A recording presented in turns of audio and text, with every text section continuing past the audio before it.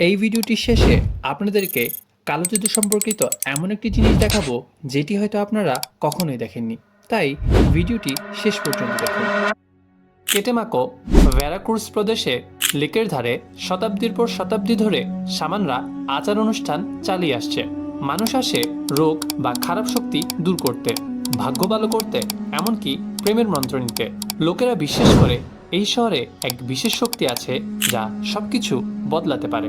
এবার চলুন মেক্সিকো সিটির সোনোরা উইচ মার্কেটে। এখানে ব্রুজো ও ব্রুজারা বিক্রি করে স্পেলস, তাবিজ, অ্যামুলেটস, এমনকি কার্সের উপকরণ। লোকেরা আসে নিজের ভাগ্য উন্নত করতে, খারাপ শক্তি দূর করতে এবং প্রতিপক্ষকে হেক্স করার জন্য।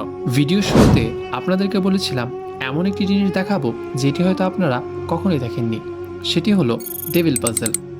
এই ডেভিল পাজল সম্পর্কিত একটি সম্পূর্ণ ঘটনা রয়েছে।